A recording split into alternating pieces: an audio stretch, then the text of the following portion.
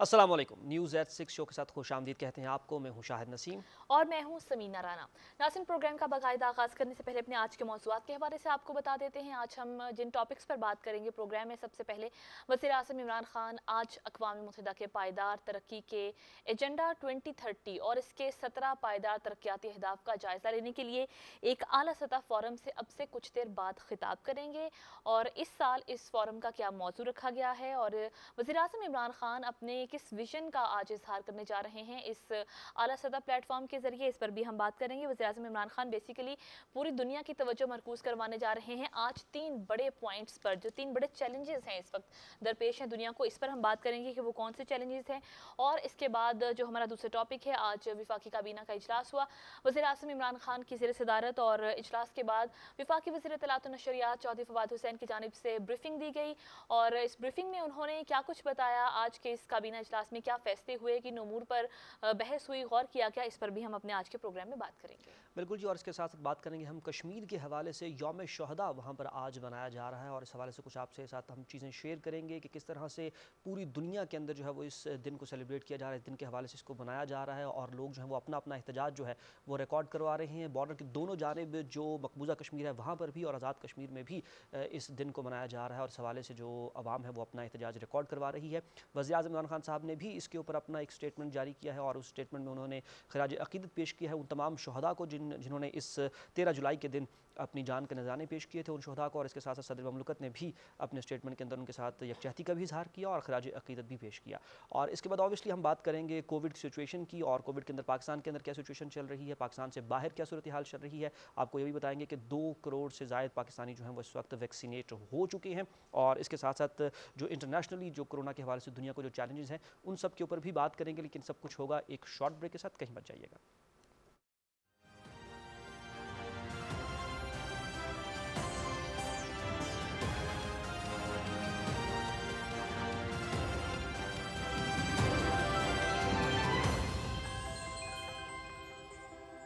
हमारे साथ है MCB बल्क रफ्तार। ये मिनटों में पैसे पहुंचाए जब भी मैं चाहूँ मेरे बल्क रफ्तार रेमिटेंस अकाउंट में, जो मैं MCB की 1400 से जायद ब्रांचेस में से किसी भी ब्रांच से आसानी से वसूल कर सकती हूँ या जरूरत के मुताबिक ATM से निकाल सकती हूँ और हमारी हर जरूरत पूरी हो जाती है फौरन। MCB बल्क रफ्तार, फौरन से फौरी। MCB bank for life.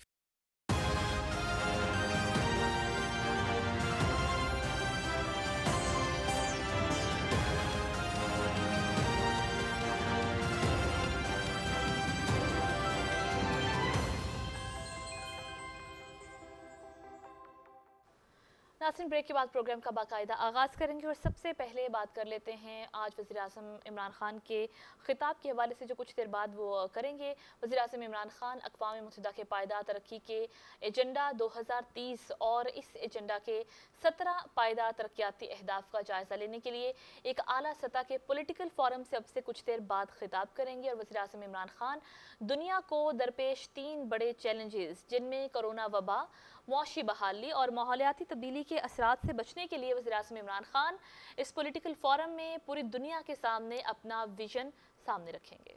बिल्कुल जी। और इस हवाले से जो 3 अहम नुक्ते हैं जिनके ऊपर आज वो अपना विजन जो है वो पेश करेंगे, इसके हवाले से वज़ीर-ए-आज़म इमरान खान साहब बहुत अरसे से कोशां हैं और जो पूरी जो इंटरनेशनल कम्युनिटी है उसकी तवज्जो इस जानिब दिलवा रहे हैं कि कोई भी जो मुल्क है वो इन 3 मसाइल के साथ जो है वो अकेला नबर्द आज़मा नहीं हो सकता। और ख़ास तौर पर जब आप माहौलियात की बात करते हैं तो बहुत बड़े इनिशिएटिव जो हैं वो वज़ीर-ए-आज़म इमरान खान साहब ने उनका आगाज़ किया। और इनिशिएटिव के अंदर हम लोग एक जो दरख्त लगाने का इनिशिएटिव है पाकिस्तान के अंदर, ग्रीन पाकिस्तान का इनिशिएटिव है, उसके अंदर पहले मिलियन ट्री सोनामी था, फिर बिलियन ट्री सोनामी है। तो एक बहुत बड़ा जो है इनिशिएटिव उन्होंने स्टार्ट किया और जिसको अब जो ग्लोबल सतह के ऊपर पजीराई भी मिल रही है और लोगों ने रिकग्नाइज़ किया। बल्कि इनफैक्ट वो लोग जो पाकिस्तान के अंदर रहते हैं, जिनको पाकिस्तान के जो जिसका आप कहें कि मोहल्ले वकूँ से जो लोग वाकिफ़ हैं, उन्होंने अपनी आंखों के सामने ये तब्दीली होते हुई देखी कि जब आप नॉर्दर्न एरियाज़ की तरफ जा रहे होते हैं या आप KP की साइड पर जा रहे होते हैं तो पहले वो पहाड़ जो बिल्कुल बंजर हुआ करते थे और आपको अगर आप दूर से देख रहे हैं तो आपको ब्राउन एरिया नज़र आ रहा हुआ करता था, अब वो सारा ग्रीनरी से भर गया है। इंटरनेशनल जो कम्युनिटीज़ हैं, जो इंटरनेशनल इदारे हैं, रिसर्च इदारे हैं, उन्होंने इस चीज़ को रिकग्नाइज़ किया और इसको एक्सेप्ट किया। तो ये एक बहुत बड़ी बात है कि आप ना सिर्फ ये कि इनिशिएटिव लें बल्कि फिर उसको बहुत कम अरसे में उस इनिशिएटिव के ऊपर अमल करें और फिर उसके ऊपर इस सतह का अमल किया जाए कि जो इंटरनेशनल कम्युनिटी है, जो इंटरनेशनल ऑर्गेनाइजेशंस हैं, इदारे हैं, वो उसको फिर रियलाइज़ भी करें और उसको रिकग्निशन भी मिले। तो मेरे ख्याल से एक बहुत बड़ा इनिशिएटिव था वज़ीर-ए-आज़म इमरान खान साहब का। और उन्हीं में से जो बाकी 2 दिन के ऊपर हमने बात की, जब कोरोना वबा के बाद भी हमने देखा कि एक नई तर्ज की जो उन्होंने स्मार्ट लॉकडाउन की पॉलिसी अपनाई और ताकि जो महरूम तबका है उसको भी असिस्ट किया जा सके और उसके साथ साथ मुआशी बहाली की बात भी की उन्होंने। बिल्कुल जी। और इस साल इस फोरम का जो उन्वान रखा गया है, इसका जो मौजू है वो कोरोना वबा से पायदार बहाली का हुसूल है। और वज़ीर-ए-आज़म इमरान खान अभी ये जिन 3 चैलेंजेस का जिक्र हम कर रहे थे, वज़ीर-ए-आज़म इमरान खान इन तीनों चैलेंजेस से निपटने के लिए तजावीज़ भी देंगे और इकदामात भी तजवीज़ करेंगे कि क्या इकदामात पूरी दुनिया उठा सकती है, तमाम ममालिक मिलकर क्या क्या तजावीज़ उठा सकते हैं। तो जैसे ही वज़ीर-ए-आज़म इमरान खान खिताब करेंगे इस पॉलिटिकल फोरम से, हम आपको बराह रास्त भी दिखाएंगे। अब आगे बढ़ते हैं, कुछ काबीना इजलास के हवाले से बात कर लेते हैं। नाज़रीन, वफाकी काबीना ने अफगानिस्तान की सूरत हाल पर तशवीश का इजहार करते हुए आज ये वाज़ेह किया कि पाकिस्तान तसादुम का खात्मा चाहता है और अफगानिस्तान को पुरअमन देखने का ख्वाह है। बिल्कुल, मेरे ख्याल से ये जो स्टेटमेंट थी बहुत ही कैटेगोरिकली, पाकिस्तान पहले भी बहुत दफ़ा ये बात कह चुका है, लेकिन इस प्रेस कॉन्फ्रेंस में खास तौर पे जब वज़ीर इत्तलात व नशरियात साहब प्रेस ब्रीफिंग दे रहे थे, उन्होंने कहा कि काबीना इजलास के अंदर मुत्तफ़िक़ा तौर पे कहा गया है कि पाकिस्तान तसादुम का खात्मा चाहता है और हर सूरत में अफगानिस्तान के अंदर अमन का ख्वाह है। इसी हवाले से हारून लाहितूर की हमारे पास एक रिपोर्ट है, वो रिपोर्ट आपके साथ शेयर करेंगे। वज़ीर-ए-आज़म इमरान खान की ज़ेर सदारत वफाकी काबीना ने कायदे हिज़्ब इख्तिलाफ सिंध की दरख्वास्त पर उनके खिलाफ सिंध हुकूमत की जानब से कायम मुकदमात की शफ़ाफ और गैर जानबदाराना तहकीकात के लिए मुश्तरका तहकीकाती टीम के क़ियाम की मंजूरी दी। काबीना ने ड्रग प्राइसिंग कमेटी की सिफारिशात पर 49 अद्वियात की रिटेल प्राइस मुकर्रर करने की भी मंजूरी दी। वज़ीर-ए-आज़म इमरान खान ने सऊदी अरब की जानब से ईद उल अज़हा पर 85 पाकिस्तानी कैदियों की रहाई पर सऊदी हुकूमत का शुक्रिया अदा करते हुए हदायत की कि इनकी वापसी के लिए खुसूसी त्यारा भिजवाया जाए। साफ और सरसब्ज़ो शादाब पाकिस्तान के विजन के तहत वज़ीर-ए-आज़म इमरान खान ने कहा कि हुकूमत हालिया मानसून के दौरान मुल्क की तारीख की सबसे बड़ी शजरकारी मुहिम शुरू करेगी। वज़ीर-ए-आज़म ने वफाकी दारुल हुकूमत की बढ़ती हुई आबादी और फैलाव पर तशवीश का इजहार करते हुए इस मसले पर फौरी तवज्जो देने की जरूरत पर जोर दिया। वफाकी काबीना को इलेक्ट्रॉनिक वोटिंग मशीन और आई वोटिंग के हवाले से अब तक की पेशरफ्त पर ब्रीफिंग दी गई। इजलास में यौम शोहदाए कश्मीर के मौके पर शोहदाए कश्मीर के दर्जात की बुलंदी के लिए खुसूसी दुआ की गई। मीडिया ब्रीफिंग में इत्तलात व नशरियात के वफाकी वजीर चौधरी फवाद हुसैन ने कहा कि अफगानिस्तान के मामले पर पाकिस्तान का मौक़िफ़ बड़ा वाज़े है, दुनिया मसले की हसासियत का इदराक करे। पाकिस्तान अफगानिस्तान की बदलती सूरत हाल के ऊपर नज़र रखे हुए है। पाकिस्तान का मौक़िफ़ बड़ा वाज़े, हम काबुल की हुकूमत के साथ किसी मामले में उलझना नहीं चाहते। हम एक अमन की बात कर रहे हैं और हम तमाम जो अफगान गिरोह हैं हम उनके साथ राब्ते में हैं और हम उस राब्ते को आगे बढ़ाना चाहते हैं। और तलखियाँ जो हैं वो पैदा करना आसान होता है, आपस में तलखियों को हल करना मुश्किल होता है। पाकिस्तान का किरदार इस वक्त पूरी दुनिया देख रही है। हम अमन के लिए खड़े हैं, हम तलखियाँ कम करने के लिए खड़े हैं और हमारी यही पॉलिसी रही। पहले ही 3 मिलियन के करीब अफगान महाजरीन यहाँ पर हैं और दुनिया को ये चाहिए कि वो बजाय इसके कि वो अफगान महाजरीन के ऊपर तादाद पे प्रेडिक्शंस करती फिरे, वो ये करें कि पाकिस्तान के साथ खड़े हों और इस मसले के ऊपर पाकिस्तान को एक बहुत कंसर्न है, हमें बड़ी तशवीश है जिस तरीके से अफ़गानिस्तान में हालात ख़राब हो रहे हैं।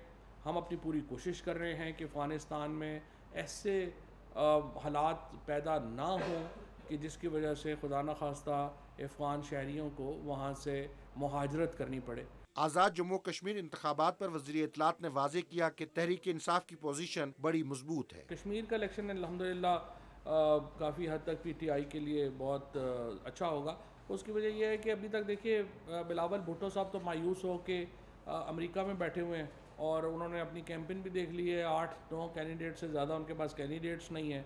इसी तरह से मरियम बीबी ने जिस तरह से कल कहा कि वो इलेक्शन कैंपेन करने नहीं, वो तो कश्मीर की सैर करने आई थी, तो वो कश्मीर की सैर मुकम्मल हो गई है।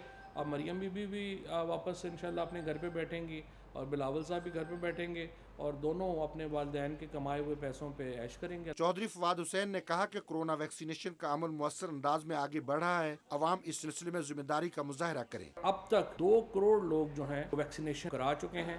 कल इस हवाले से NCOC एक जामे रिपोर्ट भी अपनी जो है वो देगी। कराची और खैबर पख्तूनख्वा में जो केसेस हैं वो बड़े हैं।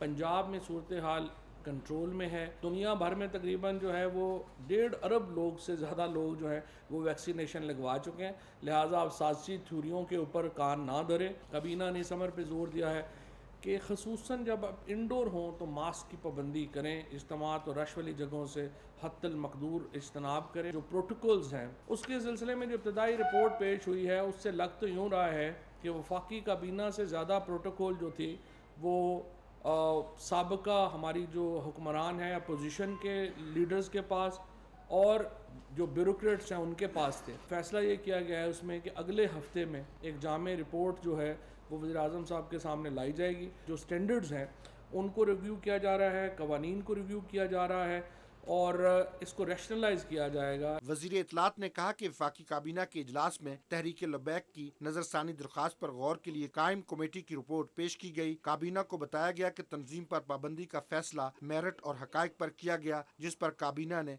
इसे बरकरार रखने का फैसला किया। Haroon Elahi Toor, Pakistan television news, Islamabad. Report नाज़रीन आपने मुलाहिज़ा की हारून इलाही तूर आज की काबीना ब्रीफिंग और काबीना इजलास में हुए फैसलों के हवाले से तफसीली बता रहे थे इस ब्रीफिंग में, और इंतखाबी इस्लाहात के हवाले से भी बात की गई आज की इस कैबिनेट मीटिंग में। अफ़गानिस्तान की सूरत हाल के हवाले से भी पाकिस्तान ने एक बार फिर से अपना नुक्ता नज़र वाज़ेह किया कि पाकिस्तान अफ़गानिस्तान में इस्तेहकाम चाहता है, क्योंकि जब अफ़गानिस्तान में इस्तेहकाम होगा, जब अफ़गानिस्तान में अमन होगा, अफ़गानिस्तान तरक्की करेगा, तो पूरे खित्ते की तरक्की अफ़गानिस्तान के अमन से जुड़ी है। बिल्कुल जी, और इसमें कोई शक नहीं है कि पाकिस्तान ने हमेशा से कोशिश किया कि अफगानिस्तान और इसके साथ मुल्क का जो दूसरे लोग हैं उनके साथ भी पाकिस्तान के जो ताल्लुकात हैं वो बेहतर हो। मुझे पीएम की जो पहली स्पीच है वो आज भी याद है, जिसके अंदर उन्होंने इनवाइट किया था ना सिर्फ ये कि जो हुकूमत की अपोजिशन है मुल्क के अंदर, बल्कि जो पाकिस्तान की अपोजिशन है हमारे बॉर्डर से अक्रॉस द बॉर्डर्स जो हमारी अपोजिशन है उनको भी इन्वाइट किया था कि अब हमारे पास वक्त है, आइए बैठ के बात करते हैं और अपने मसाइल को सुलझा लेते हैं। और बहुत एक अच्छा वो वक्त था जिसके ऊपर उनके पास एक ऑप्शन थी, उनके पास एक चॉइस थी कि वो आते और हमारे साथ बात करके ये जो मसले बहुत तवील अरसे से चलते आ रहे हैं इनको ख़त्म किया जा सकता था। बहरहाल आगे बढ़ते हुए इसी हवाले से कुछ हम बात करेंगे अब कश्मीर की सूरत हाल के हवाले से।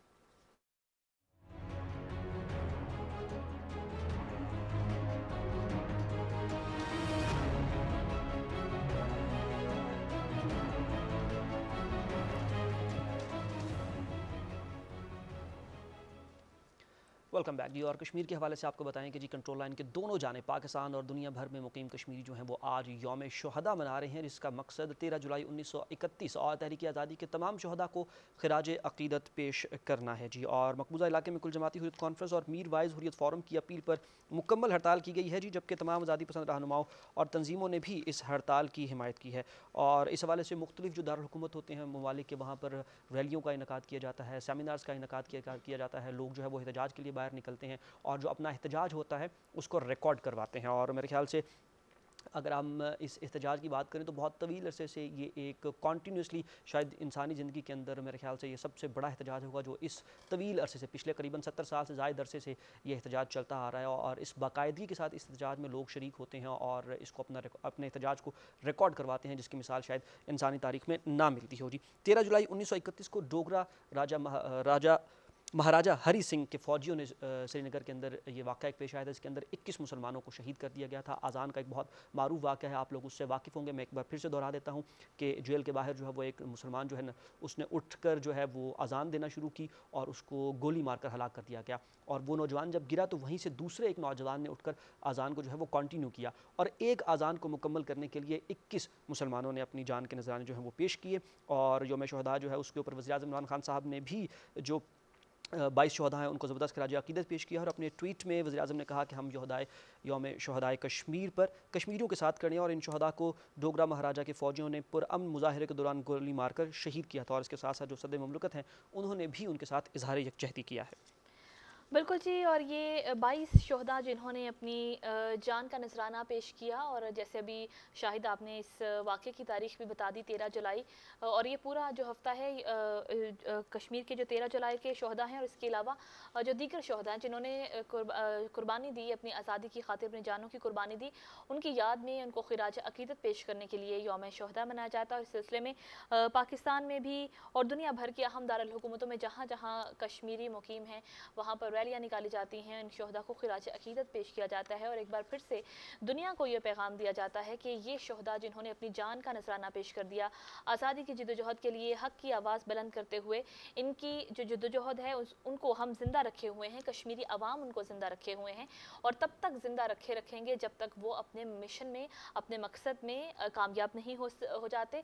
और वो मिशन और मकसद एक ही है कि उन्हें आज़ादी चाहिए और आज़ादी चूँकि हर इंसान का बुनियादी हक है और इनकी जो आज़ादी सल्ब कर रखी है निहत्ते कश्मीरियों की, भारत की जानिब से गासिबाना कब्जा कर रखा है, इसके खिलाफ एहतजाज किया जाता है और ये बड़ा एहतजाज होता है। और ऐसे एहतजाज, ऐसी रैलियाँ हर रोज़ ही हम देखते हैं कि मकबूजा जम्मू कश्मीर से ये खबरें हमें कश्मीर मीडिया सर्विस के ज़रिए मौसूल होती हैं, जिसमें नौजवान जो हैं वो एक ही आवाज़ बुलंद करते हैं कि उन्हें आज़ादी से कम कुछ नहीं चाहिए और तब तक वो लड़ते रहेंगे, अपनी आखिरी सांस तक जद्दोजहद करते रहेंगे जब तक भारत यहाँ से चला नहीं जाता और उन्हें जीने का हक मिल नहीं जाता। तो इसी सिलसिले में आज यौम शहदा के सिलसिले में इन शहदा को खिराज अकीदत पेश करने के लिए वज़ीर-ए-आज़म इमरान खान की जानिब से भी ट्वीट किया गया, जिसमें उन्होंने जिक्र किया, सदर ममलिकत की जानिब से भी ट्वीट किया गया और वफाकी वज़ीर इत्तलात और नशरियात चौधरी फवाद हुसैन की जानिब से भी ट्वीट किया गया और जिसमें उन्होंने कहा, वफाकी वज़ीर इत्तलात ने कहा कि इन शहदा को हम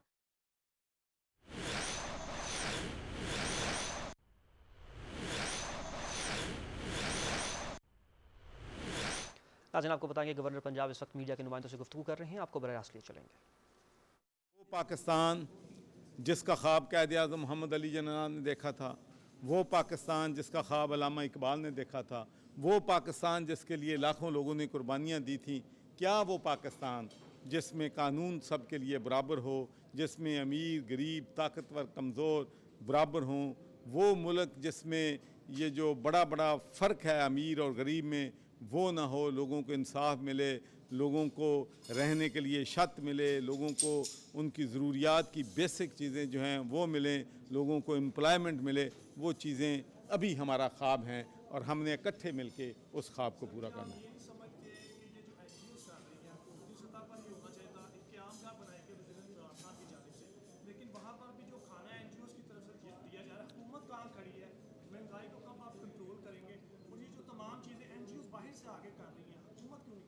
देखिए, मैं अर्ज़ करूं जी कि NGOs का अपना एक रोल होता है और वो रोल सिर्फ तरक्की पजीर ममालिक में नहीं है, जो डेवलप्ड नेशंस हैं, बरतानिया है, यूरोप है, जर्मनी है, अमेरिका है, वहाँ भी NGOs जो हैं अपना काम कर रहे हैं, स्पेशल नीड्स बच्चों के लिए कर रहे हैं। मैं आपको ग्लासगो की मिसाल देता हूँ और ये बड़ा जानना हमारे लिए ज़रूरी है कि पावर्टी वहाँ पर भी है। मेरे अपने ग्रैंड सन ने, जो कि अभी 18 साल का है, उसने कैंपेन लॉन्च की थी कि no child should go hungry to school और उसके लिए उन्होंने ग्लासगो में जितने स्कूल थे वहाँ के पूरे स्टफ द पूरे जो बच्चे थे उनको नाश्ता जो है उसने फंड रेज़ किए और उनका नाश्ता जो है उनको डिलीवर होता है। तो वहाँ पर भी गुर्बत है, पाकिस्तान में भी है, हुकूमत का भी अपना रोल है, NGOs का अपना रोल है। मैं आपको सिर्फ एक मिसाल देना चाहता हूँ कि कोविड-19 के दौरान हमारे वज़ीर-ए-आज़म इमरान खान की विज़न थी कि अगर हम मुकम्मल लॉकडाउन करेंगे तो ज़्यादा लोग भूख से मर जाएंगे जितने लोग जो हैं कोविड-19 की वजह। तो उसके लिए मैं समझता हूँ कि 170 अरब रुपया एहसास प्रोग्राम के तहत सिर्फ गरीब लोगों के लिए, मुस्तहिक लोगों के लिए, डेली वेजेस वाले जिनके जॉब चले गए थे, उनके अकाउंट्स में उनको 12,000 फ़ी फैमिली दिया ताकि उन लोगों के चूल्हे जो हैं जल सकें और वो किसी किस्म की भूख जो है उसमें ना जाएं। और मैं ये भी बताना चाहता हूँ कि ये काम बिला तफरीक किया गया, बिला इम्तियाज़। ये नहीं देखा गया कि उसका किस सियासी पार्टी से ताल्लुक़ है, उसका किस फ़िरके से ताल्लुक़ है, उसका किस सूबे से ताल्लुक़ है। तमाम लोगों को अबव पॉलिटिक्स बराबरी की बुनियाद पे जो लोग मुस्तहिक थे उनको 12,000 फ़ी ख़ानदान। उसके बाद मैं आपको ये भी शेयर करना चाहता हूँ कि गवर्नर हाउस की वसातत से 12 अरब रुपए की चार्टी हमारे NGOs मुखय्यर हजरात ने की है। 20 लाख से ज़्यादा राशन गरीब लोगों को उनके घरों पे हमारे वॉलंटियर्स ने पहुंचाए। तो NGOs का अपना रोल है, गवर्नमेंट का अपना रोल है, लेकिन मैं समझता हूँ कि हमारी पार्टनरशिप होनी चाहिए। इसी तरीके से पीने का साफ़ पानी है, वो पंजाब में लोगों को नहीं मिलता, पाकिस्तान में नहीं मिलता, जितने भी मंसूबे बनाए हैं बंद पड़े। अब हम NGOs को भी इकट्ठा किया है, गवर्नमेंट ने भी पॉलिसी बनाई है, पंजाब आब पाक अथॉरिटी डेवलप की है और इंशाल्लाह अब आप देखेंगे कि एंड ऑफ दिसंबर तक 76 लाख लोगों को पीने का साफ़ पानी हुकूमत प्रोवाइड करेगी और इतने ही लोगों को हमारे मुखैर हजरात और NGOs फराहम करें। तो मैं समझता हूँ कि जब हालात मुश्किल होते हैं तो हमें मुखैर हजरात को, NGOs को, हुकूमत को इकट्ठे मिलकर काम करना चाहिए।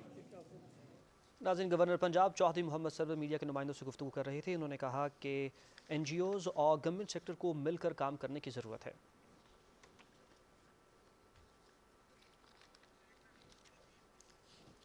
नाज़रीन, इस ब्रेकिंग न्यूज़ पे जाने से पहले हम बात कर रहे थे मकबूजा जम्मू कश्मीर के शोहदा के हवाले से जिन्हें खिराज अकीदत पेश किया जा रहा है और यौम शोहदाए कश्मीर मनाया जा रहा है। और इसी सिलसिले में वज़ीर आज़म इमरान खान की जानिब से भी ट्वीट किया गया, सदर डॉक्टर आरिफ अलवी की जानिब से भी ट्वीट किया गया और खिराज अकीदत पेश किया गया। इन शोहदा की कुर्बानी को सलाम पेश किया गया और वफाकी वज़ीर इत्तलात व नशरियात चौधरी फवाद हुसैन की जानिब से भी ट्वीट किया गया। और उन्होंने ये भी कहा है अपने इस पैगाम में कि यौम शोहदाए कश्मीर के मौके पर कश्मीर के शोहदा को सलाम पेश करते हैं और उनकी कुर्बानी को खिराज अकीदत पेश करते हैं। ये कुर्बानी कभी रायगा नहीं जाएगी और वो दिन हम ज़रूर देखेंगे जब कश्मीर आज़ाद होगा, क्योंकि कश्मीरियों का जज्बा, कश्मीरियों का जो हिम्मत है, वो जो वल्वा है, जोश और वल्वला है, उसको किसी सूरत कम होता नहीं देख रही दुनिया। और भारत को ये पैगाम जा रहा है कि भारत अपने इन तमाम तर ओछे हथकंडों में नाकाम होगा एक दिन, और वो दिन अब दूर नहीं रहा। बिल्कुल जी। और समीना, जब से हम देखते हैं कि मॉडर्न जो स्टेट्स हैं उनका जब से ये जो एक जैसे आप कहे कि एक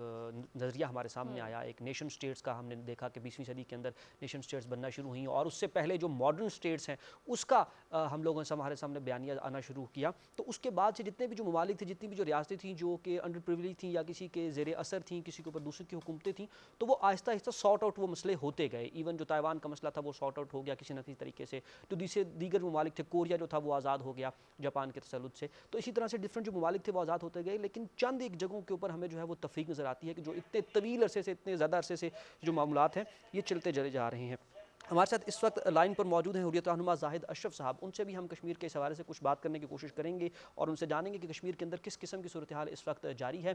जाहिद अशरफ साहब, अस्सलाम वालेकुम, बहुत शुक्रिया आपने वक्त दिया।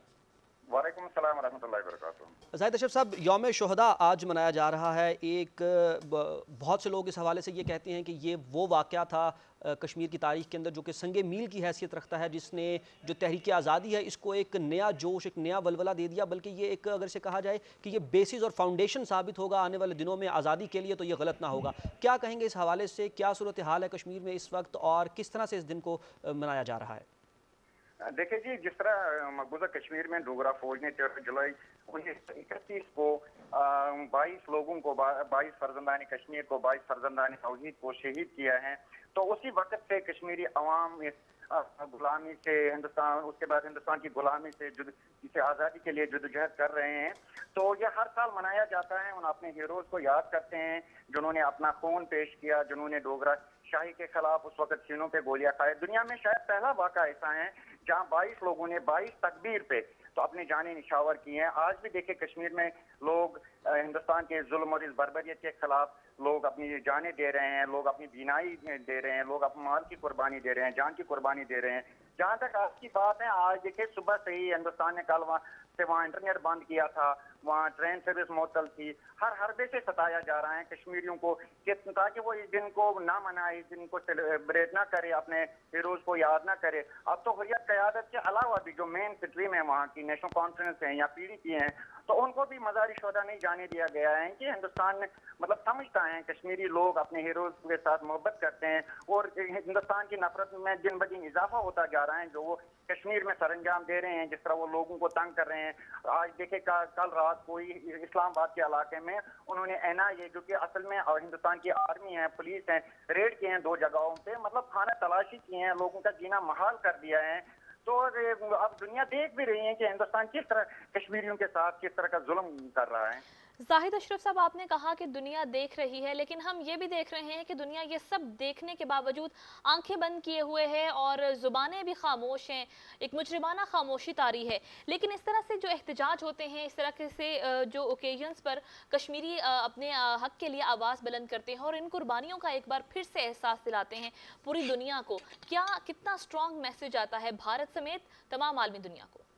देखिए जी, अब इसमें शक नहीं है, वाकतन दुनिया की जो मुजरिमाना खामोशियां, मुजरिमाना गफलत हैं, इससे हिंदुस्तान के जुल्म को, हिंदुस्तान की बर्बरियत को तकवीत मिलती है। मकबूजा कश्मीर में जिस तरह हिंदुस्तान जुल्म कर रहा है, मगर अब हालात बदल गए हैं। हिंदुस्तान ने जो सेकुलरिज्म का लुबादा हो रहा था, दुनिया को धोखा देने की कोशिश की जा रही थी कि हिंदुस्तान एक बड़ा सेकुलर मुल्क है, अपनी पॉलिसियों के जरिए इस्लामी दुनिया को बताया जा रहा था। अलबत्ता अब दुनिया ऐसा समझ रही है कश्मीर के असल हकाइक क्या है, कश्मीर में हिंदुस्तान क्या कर रहे हैं। पिछले 2 साल से अमलन कश्मीर एक कैद खाने में हिंदुस्तान ने तब्दील किया है, तो इससे उठती हैं, अब आवाजें उठती हैं। अब वो दौर नहीं रहा कि हिंदुस्तान जिस तरह खामोशी से वहाँ कत्ल-गारत कर रहा था, दुनिया को धोखा दे रहा था, कह रहा था यहाँ टेररिज्म है वगैरह वगैरह, ये आए बाएं शाएं करके दुनिया को धोखा देने की कोशिश की जा रही है। अलबत्ता अब हालात बदल चुके हैं। अब देखिए 2 साल पहले भी अक़वाम मुत्तहिदा में जो ह्यूमन राइट्स काउंसिल है, ह्यूमन राइट्स कमीशन है, उन्होंने पूरी एक रिपोर्ट जारी की है कि हिंदुस्तान की फौज, हिंदुस्तान की पैरामिलिट्री फोर्सेस किस तरह कश्मीरियों के कत्ल गारत में वहाँ मुलविस हैं, किस तरह कश्मीर में जातियाँ हो रही हैं, किस तरह कश्मीरियों को तंग किया जा रहा है। तो अब आहिस्ता आहिस्ता देख रही हैं, दुनिया देख रही है, इस पे तवज्जो दे रही है। अच्छा, हमें बताइएगा अरशद साहब कि आज जो ख़ास तौर पे जो 13 जुलाई का दिन है, आज के हवाले से वहाँ पर क्या एक्टिविटी रही है? आप जैसे बता रही हैं कि वहाँ पर इंटरनेट को बंद कर दिया गया है, जो मवासलात के रास्ते हैं उनको बंद कर दिया गया है, जो फिज़िकल वहाँ पे जो मवासलात के रास्ते हैं उनको भी बंद कर दिया गया है, जो ट्रांसपोर्टेशन है उसको भी बंद कर दिया गया है। तो इन्फॉर्मेशन का फ़्लो किस तरह से आप तक पहुँचता है? किस तरह से जो बाहर की दुनिया है वो जानेगी कि वहाँ पर क्या हो रहा है, या जो इंटरनली जो वहाँ के लोग हैं, जो वहाँ की इंटरनेशनल जो उनकी जो लोकल कम्यूनिटी है, जो सहाफ़ी हैं, वो किस तरह से जो ज़राए इब्लाग है उसको मैनेज कर पाते हैं? देखिए, बहुत जान जोखिम में डाल के वहाँ के जो साफी हजरात हैं, उनका बहुत बड़ी कुर्बानी है इस तहरीक में, वो बहुत ज़्यादा कोशिशें कर रही हैं। अलबत्ता अगर आप देखें, आप कह रहे हैं कि वहाँ क्या एक्टिविटीज़ रही, वहाँ तो इस दिन को बहुत ज़्यादा एक्टिविटीज़ होती थी। मज़ार शोदा पे लोग जाते थे, वहाँ शोदा को याद किया जाता था, फातिह खानी होती हैं। आज बिल्कुल उसके बरक्स कुछ भी नहीं हुआ है। लोग वहाँ क्रैकडाउन है, वहाँ मतलब बिल्कुल इन्होंने नाकाबंदी की है, इंटरनेट सर्विसेज बंद है, बस सर्विसेज बंद है। लोगों ने वैसे भी इस जुल्म के खिलाफ हड़ताल वहाँ की है, तो कोई मतलब आप वहाँ पोस्टर लगे हुए हैं, लोग मुख्तलिफ तंजीमों ने वहाँ शोधा के साथ इज़हार यकजहती, इज़हार अकीदत किया है। तो अलबत्ता इन्होंने बिल्कुल नहीं निकलने दिया। हिंदुस्तान फौज ने, हिंदुस्तान के पुलिस ने बिल्कुल भी इन लोगों से उनको घर से नहीं निकलने दिया है। मैं अभी पहले भी अर्ज कर रहा था, हुर्रियत क़यादत जो आज़ादी पसंद लोग हैं उनको तो दूर, वहाँ जो मेन स्ट्रीम है, जो वहाँ चीफ मिनिस्टर रही है महबूबा मुफ्ती, चीफ मिनिस्टर उमर अब्दुल्ला, उनको भी घरों से नहीं निकलने दिया गया, उनको भी मज़ार शोधा जाने नहीं दिया गया। तो इंतहाई ज्यादा लोगों को वो जीना दिन ब दिन जुल्म में इजाफा होता जा रहा है। अलबत्ता जो साफी हजरात हैं, ये मुख्तलिफ तरीकों से, मतलब वहाँ से दिल्ली से या मुख्तलिफ जगहों से ये देते, तो लोगों तक ये बात पहुँचाने की कोशिश कर रहे हैं, मगर जान जोखिम में डाल के इनसे इंतहाई ज्यादा वहाँ जो मीडिया के पर्सन है, वहाँ जो इलेक्ट्रॉनिक मीडिया है, प्रिंट मीडिया है, उन पर बहुत ज्यादा कदगने हैं। तो वो बाहर भेजते हैं, वहाँ के अखबारात को इजाजत नहीं है वहाँ के असल सूरत हाल लिखने की, वहाँ के टीवी चैनलों को इजाजत नहीं है कि वो कश्मीर के जो असल हकाइक हैं वो दुनिया को दिखाए। तो फिर भी वो अपने तौर पर कोशिश कर रहे हैं, अपने तौर पर कोशिशें तो कर रहे हैं, लेकिन अभी इन कोशिशों का समर हासिल नहीं हो रहा। साहिद साहब, ये भी फरमाइएगा कि जो सूरत हाल अभी आप बता रहे हैं मकबूजा कश्मीर में, कि किस तरह से एक इंसानी जेल में तब्दील कर दिया गया है मकबूजा कश्मीर को, इंसानी हकूक़ की आलमी तंजीमों की कितनी जिम्मेदारी आयद होती है कि वो इन मजालिम के खिलाफ एटलीस्ट आवाज़ बुलंद करें? देखिए, हम जी बार बार गुजारिश करते हैं आलमी दुनिया से, हम कहते हैं कि कश्मीर में आ जाए, कश्मीर में देखे असल हकाइक क्या है, हिंदुस्तान क्या कर रहे हैं कश्मीरी अवाम के साथ, किस तरह वहाँ इन्होंने 10 लाख फौज रखी है कश्मीरी अवाम को कत्ल गारत करने के लिए। तो ये इजाज़त ही नहीं दे रहे हैं। पिछले 8 माह पहले इन्होंने एक यूरोपियन यूनियन का एक डेलीगेशन, पसंदीदा लोग उसमें लाए हैं, उस दिन थोड़ा सा इन्होंने बैंकरों को उधर वहाँ इधर उधर किया है, तो लोग दुनिया को तासुर देने की कोशिश की है। तो ये देखिए ना, हिंदुस्तान जाने नहीं देता है बाहर के मीडिया को, बाहर के साफी हजरात को इजाजत नहीं है मकबूजा कश्मीर में जाने के लिए, ताकि वो असल हकाइक वहाँ से देखे। तो इसमें पाकिस्तान पे जिम्मेदारी आयद होती है कि वो दुनिया को बताए कि कश्मीर में क्या हो रहा है, इंसानी हकूक़ के आलमी तंजीमों को इससे आगाह किया जाए, इस पर वाकतन काम करने की जरूरत है, दुनिया को खबरदार करने की जरूरत, दुनिया को असल हकाइक बताने की जरूरत है, कश्मीर के असल सूरत हाल क्या है, कश्मीरी किस करब से गुजर रहे हैं, किन मुश्किलात से गुजर रहे हैं। बिल्कुल, आपने ठीक फरमाया। बेहद शुक्रिया जाहिद अशरफ साहब, सीनियर हुर्रियत रहनुमा, इस वक्त हमारे साथ मौजूद थे और मकबूजा जम्मू कश्मीर की सूरत हाल के हवाले से बात कर रहे थे। और उन्होंने कहा कि अब वक्त की बहुत ज़रूरत है कि पूरी दुनिया को बताया जाए, और शायद हम कह सकते हैं कि अब ऐसी सूरत हाल नहीं कि दुनिया ला इल्म है कि मकबूजा जम्मू कश्मीर में क्या हो रहा है। इसकी हालिया मिसाल हमने देखी कि वज़ीर-ए-आज़म इमरान खान ने किस भरपूर अंदाज से मकबूजा कश्मीर का मुकदमा पूरी दुनिया के सामने रखा, और यही वो कोशिशें थी पाकिस्तान की मौजूदा हुकूमत की जानिब से जो कोशिशें की गई कि अब हम कह सकते हैं कि भारत कोई एक ज़माना था, कोई एक वक्त था जब कहा करता था कि कश्मीर उनका अंदरूनी मामला है। अब कश्मीर पूरी दुनिया के लिए एक आलमी मसले की हैसियत इख्तियार कर चुका है। और आज के दिन की अहमियत के हवाले से भी वज़ीर-ए-आज़म इमरान खान ने ट्वीट किया। इस ट्वीट का अक्स हम आपको दिखा भी रहे हैं। वज़ीर-ए-आज़म इमरान खान की जानिब से 13 जुलाई 1931 के शोहदा को 22 शोहदा को ज़बरदस्त खिराज अकीदत पेश किया गया। इस ट्वीट में उन्होंने कहा कि हम यौम शोहदा कश्मीर पर कश्मीरियों के साथ हैं और उन शोहदा को डोगरा महाराजा के फौजियों ने पुरअमन मुजाहिरे के दौरान गोली मारकर शहीद कर दिया था। वज़ीर-ए-आज़म इमरान खान ने लिखा कि जुल्म और गैर कानूनी भारतीय कब्जे के खिलाफ कश्मीरियों की जिद्दोजहद मज़ाहमत और कुर्बानियों से लबरेज है। और वज़ीर-ए-आज़म इमरान खान ने यह भी लिखा आज के दिन की मुनासबत से कि मज़ाहमत का यह जज्बा कश्मीरी मर्द और ख़वातीन में आज भी जिंदा है और यह उस दिन तक जिंदा रहेगा जब तक कश्मीरी आज़ादी का सूरज तुलू होता देख नहीं लेते। बिल्कुल जी। और सदर डॉक्टर आरिफ अलवी साहब ने भी इस हवाले से एक ट्वीट किया है और इस ट्वीट में भी उन्होंने यकजहती का इजहार किया जो कश्मीरी हैं उनके साथ। उन्होंने अपने ट्वीट में पैगाम दिया कि यौम शोहदाए कश्मीर पर अपने कश्मीरी भाइयों और बहनों को सलाम पेश करते हैं कि 13 जुलाई 1931 के शोहदा के जज्बे को उनके जानशीन जिंदा रखे हुए हैं और हक़ खुद इरादियत का मुतालबा कर रहे हैं। सदर ममलकत ने कहा कि आज़ादी के लिए बहादुर कश्मीरियों की जदोजहद अब भी जारी है। उन्होंने मज़ीद कहा कि कश्मीरी आवाम की गैर कानूनी भारतीय कब्जे के खिलाफ जंग मुनसिफाना और बेलॉस है। पाकिस्तान कश्मीरियों की आज़ादी तक सिफारती, सियासी और कानूनी मदद फराहम करता रहेगा। मज़ीद उन्होंने कहा कि आज़ादी का दिन दूर नहीं, हम ज़रूर कश्मीर को आज़ाद होता देखेंगे जी। और इंफॉर्मेशन मिनिस्टर की भी इस हवाले से एक ट्वीट है जी। बिल्कुल जी। वफाकी वज़ीर इत्तलात और नशरियात चौधरी फवाद हुसैन की जानिब से भी 13 जुलाई के शोहदा को खिराज अकीदत पेश किया गया है और उन्होंने कहा कि आज कुरान की इज़्ज़त व हुर्मत और जबर के खिलाफ कलमा हक कहने वाले शोहदा को सलाम पेश करते हैं। ये ट्वीट हम आपको दिखा भी रहे हैं जिसमें वफाकी वज़ीर इत्तलात ने कहा कि 22 कश्मीरियों को सिर्फ इसलिए शहीद कर दिया गया था कि उन्होंने जाबिर हुक्मरानों के सामने कलमा हक कहा था। और आज का दिन जम्मू कश्मीर के अवाम की बेमिसाल बहादुरी की याद दिलाता है। बिल्कुल जी। और इस हवाले से कश्मीरियों को हम हमेशा से याद रखेंगे और जैसे जैसे इस हवाले से हमारे पास अपडेट्स आती रहेंगी हम आपको भी आगाह रखेंगे, क्योंकि इस वक्त जो पाकिस्तान बेहतरीन अपना किरदार अदा कर सकता है वो सियासी, सिफारती और इखलाकी तौर पर अदा कर सकता है, जिसके लिए पाकिस्तान अपनी जो हामी है वो भी भरता रहता है। और इस हवाले से हम अपने जो हमारा जो एक अहद है उसकी तजदीद भी बारहा हम लोग करते रहते हैं। कुछ बात करते हैं जी कोविड सिचुएशन के हवाले से, आपको कोविड की सूरत हाल जो है उससे आगाह करते हैं जी। और इसमें जो एक अच्छी खबर है वो ये है कि पाकिस्तान का जो अपना टास्क था दिसंबर तक का 7 करोड़ वैक्सीनेट करने का, वो टास्क जो है वो आगे बढ़ता हुआ दिखाई दे रहा है और 2 करोड़ से ज़्यादा जो लोग हैं वो वैक्सीनेट हो चुके हैं जी। मुल्क में कोरोना वायरस के जो मुस्बत केसेस हैं उनकी शरह 3.63% रही, जबकि 1509 अफराद में कोरोना वायरस की तशखीस हुई है जी। और मजीद 21 अफराद अपनी जान की बाजी हार गए। और जैसे शाहिद अभी आपने कहा कि जो हदफ था वैक्सीनेशन लगाने के साल के आखिर तक वो अब आगे बढ़ रहा है। 2 करोड़ लोगों को वैक्सीनेशन लगाई जा चुकी है, जिसका जिक्र आज वफाकी वज़ीर इत्तलात और नशरियात चौधरी फवाद हुसैन की जानिब से कैबिनेट ब्रीफिंग के दौरान किया गया। और उन्होंने ये भी कहा कि देखिए पाकिस्तान में लोग बहुत ज़्यादा संजीदा हैं कोरोना वैक्सीन को लेकर। बहुत सारी जो अफवाहें इधर से सुनी उधर से सुनी तो उसको लेकर कुछ लोगों में तशवीश पाई जाती है कि अगर हमने वैक्सीन खुद को करवा लिया तो पता नहीं क्या हो जाएगा। लेकिन वफाकी वज़ीर की जानिब से भी कहा गया कि इन 2 करोड़ लोगों को जो वैक्सीनेशन लगी है और ये बिल्कुल तंदुरुस्त हैं, तो आप लोगों से भी गुजारिश है कि वो लोग जिन्होंने अभी तक वैक्सीनेशन की सिंगल डोज भी नहीं करवाई वो जाकर वैक्सीनेशन करवाएं, क्योंकि चौथी लहर का सामना है इस वक्त पाकिस्तान को और सूरत हाल एक बार फिर से तशवीशनाक होती जा रही है। और इस चौथी लहर के हवाले से ये भी कहा जा रहा है कि ये ज़्यादा ख़तरनाक है, इसका फैलाव ज़्यादा तेज़ है, क्योंकि बहुत सारे वेरिएंट्स हैं। जैसे बरतानिया का वेरिएंट जिसको बहुत ज़्यादा मोहलिक कहा जा रहा था, लेकिन उसके बाद हमने देखा कि जो इंडियन वेरिएंट आया है डेल्टा और डेल्टा प्लस, वो इससे भी ज़्यादा ख़तरनाक कहा जा रहा है और इसका जो फैलाव है वो भी बहुत ज़्यादा है और मोहलिक भी ज़्यादा है, ज़्यादा लोगों की जान ले सकता है। और G20 ममालिक की जानिब से गुज़िश्ता रोज़ भी जो स्टेटमेंट सामने आई थी गुज़िश्ता दिनों, उसमें भी ये कहा गया था कि अभी जब मईशत बहुत ज़्यादा मुतासिर हुई, लेकिन स्मार्ट लॉकडाउन की हिकमत अमली और कहीं मुकम्मल लॉकडाउन की हिकमत अमली की वजह से कुछ संभाला मिला मुल्क की मईशत को, दुनिया की मईशतों को। लेकिन ये जो डेल्टा और डेल्टा प्लस का वेरिएंट है, इसको लेकर ये कहा जा रहा है कि ये वेरिएंट एक बार फिर से मईशत को हिला कर रख देगा और बहुत बड़ी जो परेशानी का सामना करना पड़ सकता है दुनिया भर की मईशतों को। तो पाकिस्तान में भी सूरत हाल थोड़ी सी तशवीशनाक है। हम एक बार फिर आपसे अपने तमाम देखने वालों से यही गुजारिश करेंगे कि SOPs पर अमल कीजिए कीजिए और ख़ुद को वैक्सीनेट करवाइए। बिल्कुल जी, और कोरोना के हवाले से जैसे आप बता रही थी, जो इंटरनेशनल ऑर्गेनाइजेशंस वो बता रही हैं कि 18% तक जो गुर्बत है उसमें इजाफा हुआ है इससे। सो इससे आप अंदाज़ा लगा सकते हैं कि कितनी ये खतरनाक चीज़ है।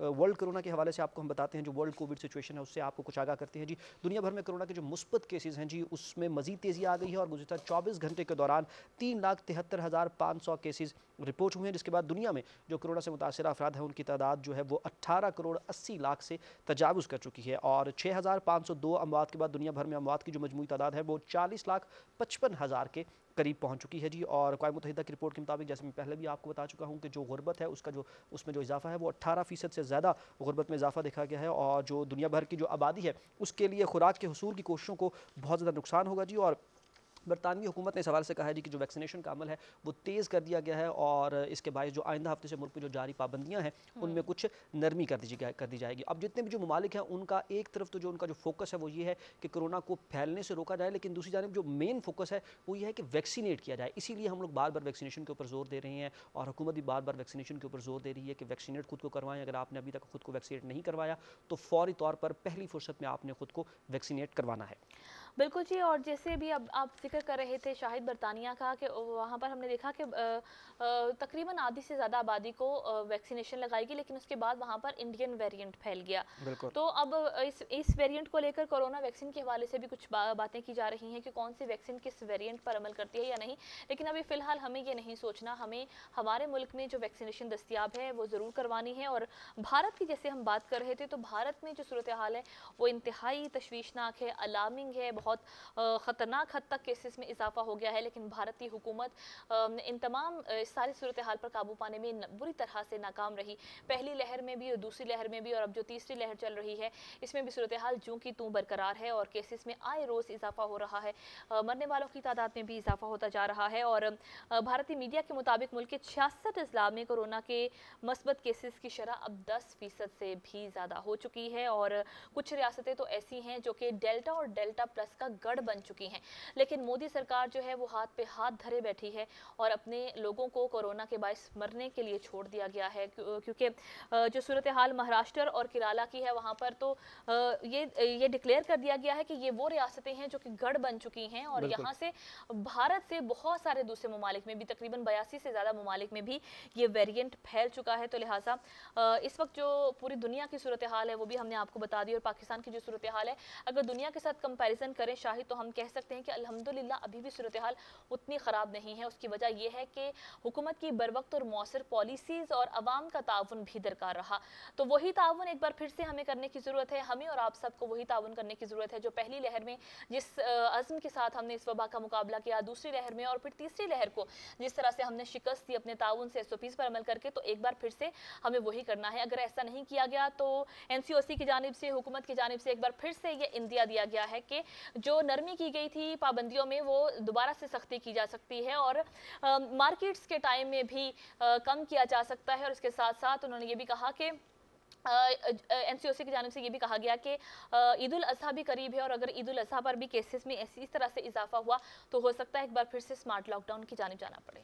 बिल्कुल जी, और हमें जो है वो देखना पड़ेगा। अब सिर्फ अगर हम तकाबली जायज़ा कर लें इंडिया का, तो हमें इस हवाले से बहुत ज़्यादा एहतियात की ज़रूरत है। भारत में जो सूरत हाल हमें देखने को मिली, अगर खुदा न खास्ता उसका 10वां हिस्सा भी पाकिस्तान में आता है तो पाकिस्तान के लिए बहुत ज़्यादा मसाइल बन सकते हैं। इसलिए आपको बहुत ज़्यादा एहतियात करने की ज़रूरत है। ये कंपैरिजन इसीलिए किया जाता है ताकि आपको इस चीज़ का अंदाज़ा हो सके जो सिचुएशन है वो कितनी वर्स हो सकती है, कितनी ख़राब हो सकती है। इसलिए बार बार हम आपको जो तकाबली जायज़ा करके बता रहे हैं कि भारत में जो सूरत हाल है वो बहुत ख़राब है और आप सबको एहतियात करने की ज़रूरत है। वैक्सीन की वाफिर मिकदार इस वक्त पाकिस्तान के अंदर मौजूद है, आपको फ्री वैक्सीनेट किया जा रहा है।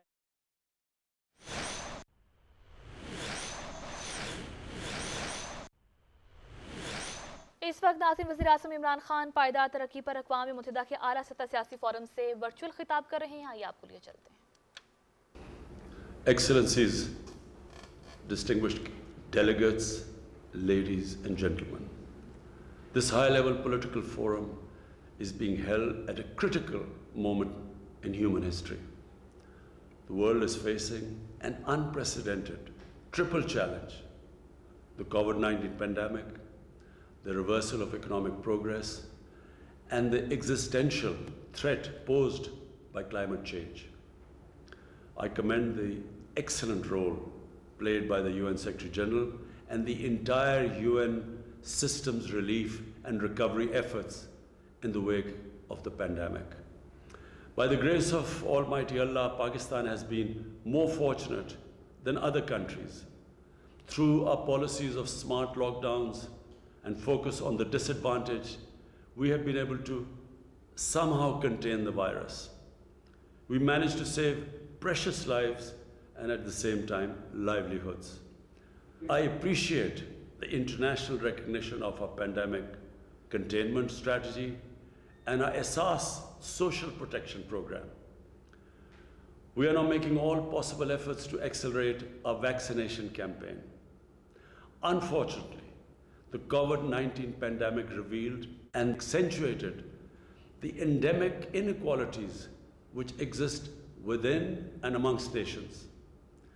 The global economy will not recover fully until all countries, rich and poor, are enabled to accelerate and expand investment for achieving the SDGs and climate goals. I believe that the following actions at the national and international level are indispensable to respond effectively to the triple crisis. First, universal and affordable access to COVID-19 vaccine is essential to defeat the virus and to revive global trade, investment, and growth.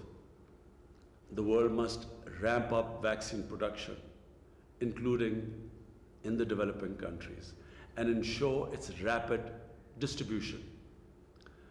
While the support offered by some major nations is commendable, more needs to be done.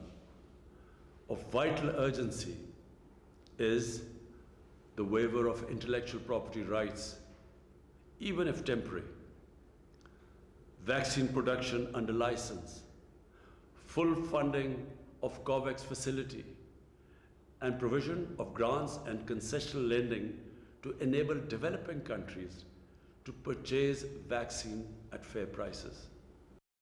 Second, adequate finance must be mobilized to enable the developing countries to meet the triple challenge of COVID recovery, SDG implementation, and realization of environmental goals. There are synergies in these three challenges which should be utilized to build back better. The high-income countries have been able to inject $17 trillion to stimulate their economies. The developing countries, on the other hand, are estimated to need at least $4.3 trillion to recover from the crisis and implement this SDGs. They have so far, unfortunately, secured access to less than 5% of this amount. Last September, I had proposed the creation of new IMF special drawing rights as an effective way to generate development financing. I welcome the agreement to create $650 billion in new SDRs. Yet the additional reserves created for the poorest countries will not provide anywhere close to the magnitude of the financial relief they require. It is therefore essential that the proposal of the IMF Director General that the high-income countries voluntarily reallocate a part of their unutilized IMF quotas, and this should be approved urgently. I hope that at least $150 billion will be reallocated to finance sustainable development projects and programs in developing countries through the IMF, World Bank, and other development banks and institutions. The restructuring of high-cost debt is another essential instrument to provide fiscal space and development finance for the affected developing countries. Any common framework for debt restructuring should not involve protracted negotiations that would defeat the purpose of the debt relief. At this critical time, commitments made to provide concessional and grant finance to developing countries, including the 0.7% ODA commitment and the advanced IDA 20 window of $50 billion must be fulfilled. Similarly, fulfillment of the commitment made by developed countries to provide $100 billion per year in climate finance is vital, including for the success of the COP26 in Glasgow. The accumulated climate finance commitment now amounts to over $1 trillion. The amounts offered for development, cooperation, including ODA, cannot be double counted as part of the climate finance commitment. At least 50% of the climate finance should be allocated for adaptation. It would enable developing countries to implement their climate commitments in accordance with the principle of common but differentiated responsibilities. Pakistan's landmark projects, such as our Recharge Initiative and 10 billion tree tsunami project, can benefit greatly from such support. Third, national and international development strategies should target sectors that enable developing countries to respond to the triple challenge. And these include COVID recovery, human development, social protection, renewable energy, sustainable agriculture, climate change, and digitalization. Investment in sustainable infrastructure, which impacts 92% of the SDGs, must be a central part of development strategies. The UN, with its unique convening power, should initiate a multi-stakeholder dialogue to mobilize the $1 trillion investment required annually in sustainable infrastructure. Moreover, the UN development system, including the SDG investment fair, can make a vital contribution in enabling developing countries to propose viable projects that can attract public and private investment. Fourth, the structural and systemic deficiencies of the international financial and trade architecture need to be addressed comprehensively and urgently. The international trade regime must provide all developing countries with equitable and preferential access to global markets. Protectionist measures erected by some major economies in violation of the WTO agreements must be rescinded. The vast amounts of illicit finance which flow out of the developing countries must be halted. Their stolen assets should be returned unconditionally. The 14 recommendations of the FACTI panel deserve to be endorsed and implemented. I welcome the US proposal for a minimum global corporate tax to prevent profit shifting and tax evasion. Excellencies, the COVID-19 pandemic has once again revealed the essential unity of humanity and the close interdependence of nations. This crisis should crystallize awareness of the immutable importance of the principles and purpose of the UN Charter. We must focus on peaceful and just resolutions of disputes and promote international cooperation for building a more equitable, stable and prosperous world. I thank you. वज़ीर-ए-आज़म इमरान खान पायदार तरक्की पर अक़वाम मुत्तहिदा के आला सतह सियासी forum से virtual खिताब कर रहे थे और वज़ीर-ए-आज़म इमरान खान ने अपने इस खिताब में कहा कि अल्लाह के फज़ल करम से पाकिस्तान में कोरोना के बायस मईशत उतनी मुतासर नहीं हुई जितनी दुनिया की मईशतें मुतासर हुई। वज़ीर-ए-आज़म इमरान खान ने अपने इस खिताब में दुनिया को 3 बड़े चैलेंजेस कोरोना वबा, मुआशी बहाली और माहौलियाती तब्दीली के असरात से निपटने के लिए तजावीज़ भी पेश की हैं। वज़ीर-ए-आज़म इमरान खान की जानिब से अपने वर्चुअल खिताब में तजवीज़ पेश की गई कि तरक्की पजीर मुल्कों को सहजहती चैलेंजेस से निपटने के लिए मदद दरकार होगी और पायदार तरक्याती अहदाफ और मौसमियाती तब्दीलियों से निपटने के लिए भी सरमायाकारी को तेज़ करना होगा और इस सरमायाकारी को तेज़ करने के लिए मुज़ाकरात करने की ज़रूरत है।